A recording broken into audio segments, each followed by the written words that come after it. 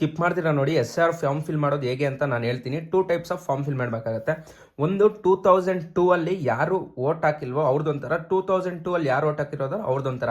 ಈಗ ನಂದು 2002 ಅಲ್ಲಿ ವೋಟ್ ಹಾಕಿಲ್ಲ, ಸೊ ನಂದು ಬಂದ್ಬಿಟ್ಟು ಇಲ್ಲಿ ಫೋಟೋ ಇರುತ್ತೆ, ಮತ್ತೆ ತಾಯಿ ಹೆಸರು, ತಂದೆ ಹೆಸರು, ಅಂದರೆ ನಿಮ್ಮ ಹಿರಿಯರು ಯಾರು ಇರ್ತಾರೋ ಅವ್ರ ಹೆಸರು, ಮತ್ತೆ ಅವರಿಬ್ಬರು ರಿಲೇಷನ್ಸು, ರಾಜ್ಯ, ವಿಧಾನಸಭಾ ಕ್ಷೇತ್ರ, ಜಿಲ್ಲೆ ಅದು, ಮತ್ತೆ ಇಲ್ಲಿ ಭಾಗ ಸಂಖ್ಯೆ, ಕ್ರಮ ಸಂಖ್ಯೆ ಅದು ಅವರೇ ಹಾಕ್ಕೊಂತಾರೆ. ವಿಧಾನಸಭಾ ಕ್ಷೇತ್ರ ಸಂಖ್ಯೆ ಅದು ಅವರೇ ಒಂದು ಲಿಸ್ಟ್ ಅಂದಿರ್ತಾರೆ, ಅದರಲ್ಲಿ ಎಂಟ್ರಿ ಮಾಡಿಕೊಟ್ಟೆ. ಇನ್ನೆಲ್ಲ normal detail like Aadhaar card number, phone number, date of birth, ತಂದೆ ತಾಯಿ ಹೆಸರು, ಮನೇಲಿ ಯಾರಿರ್ತಾರೋ ಅವರ ಸಿಗ್ನೇಚರು, ಇದು BLO ಆಫೀಸರ ಸಿಗ್ನೇಚರು.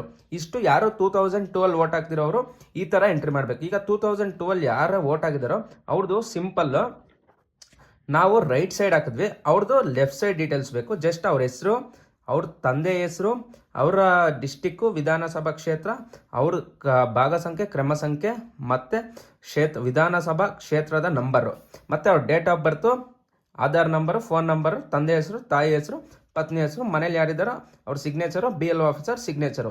ಇಷ್ಟ ಫ್ರೆಂಡ್ಸ್. ನೀವು ವೋಟರ್ ID, ಆಧಾರ್ ಕಾರ್ಡು ಕೈಯಲ್ಲಿ ಇಟ್ಕೊಂಡಿರಿ. ಅವ್ರು ಬಂದಾಗ ಇಷ್ಟು ಮಾತ್ರ ಕೊಡಿ, ಅವ್ರು ಏನೇನು ಕೇಳ್ತಾರೋ ಹೇಳಿ.